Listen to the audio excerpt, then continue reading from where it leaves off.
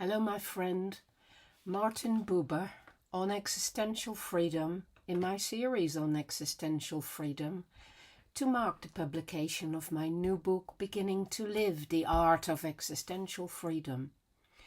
For Martin Buber,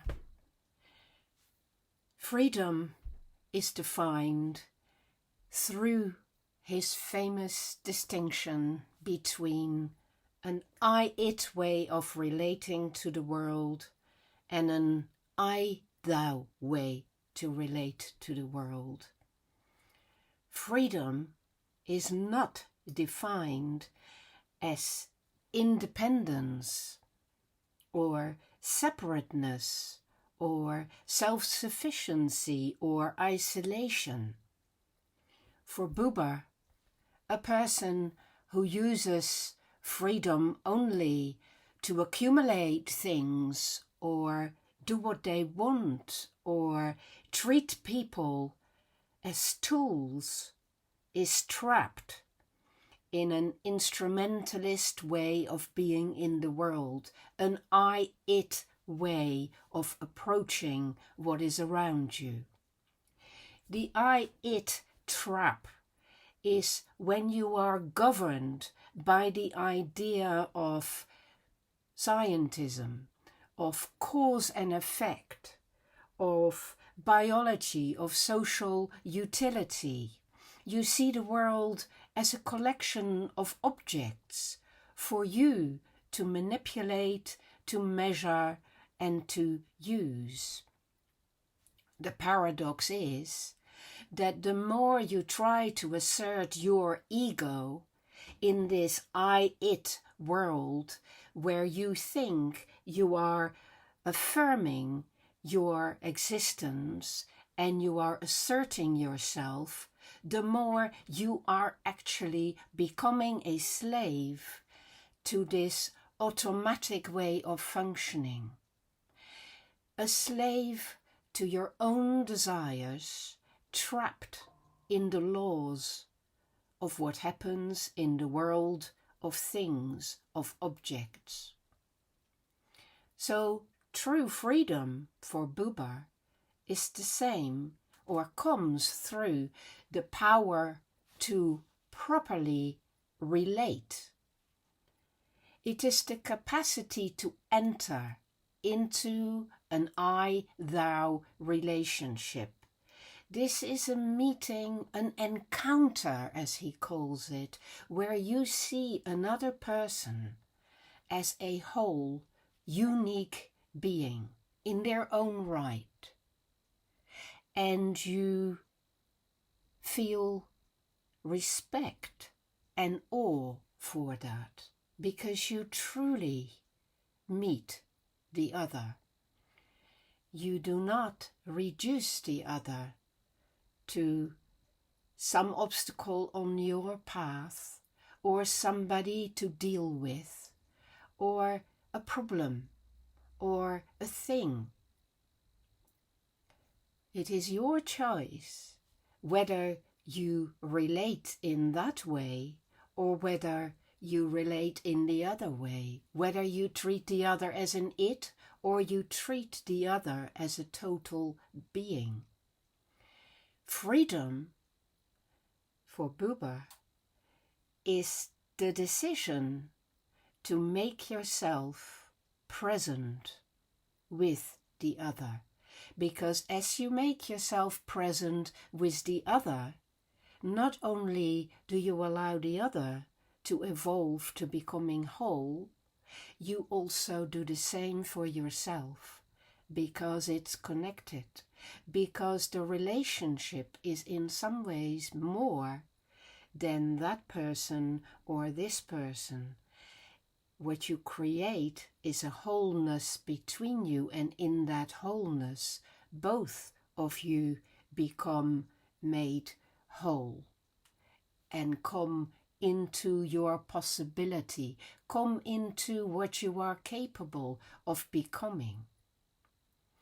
This is why Buber also made a distinction between destiny and fate, because fate is what dictates your life when you live in an I-it way, in an instrumentalist way, in a using the world way, in a weighing and measuring the world way, in an abusing the world way.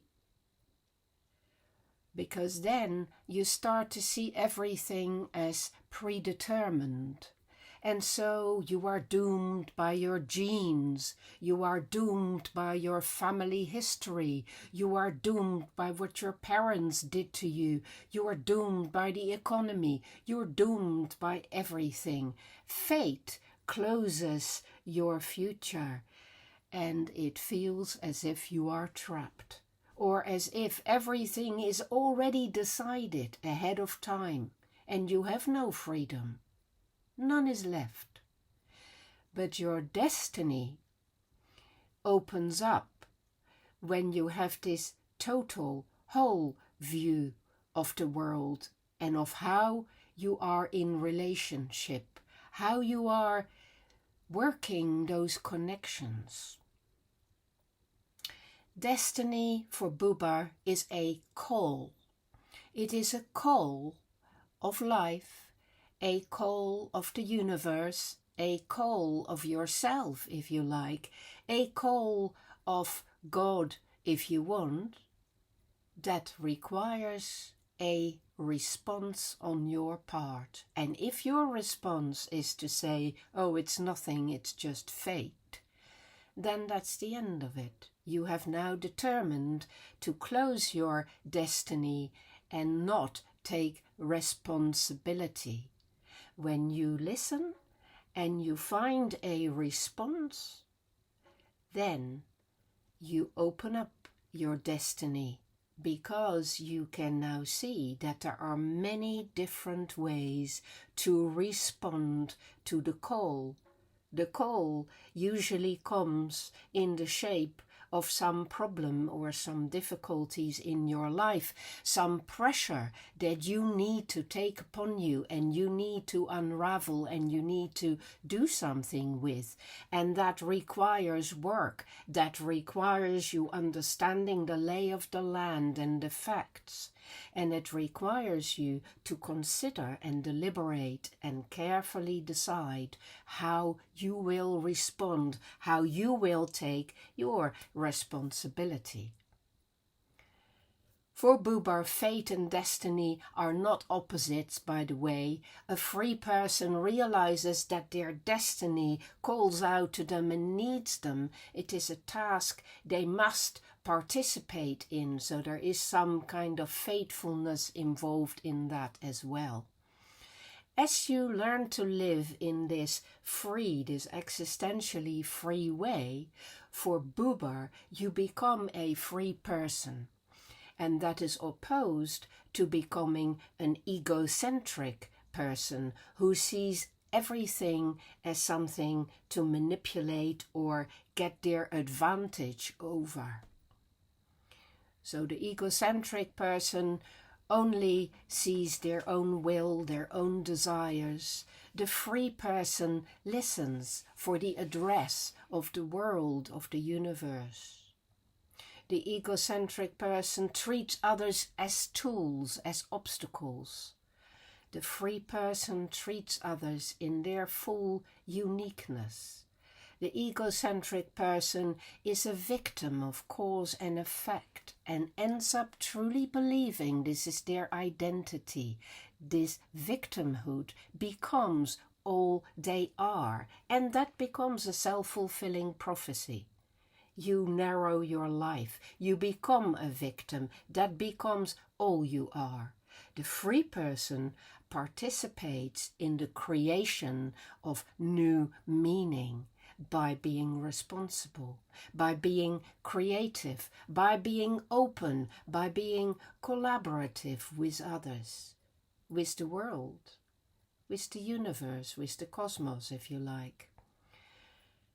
For the egocentric person, freedom is always decided as being free from others or from duties.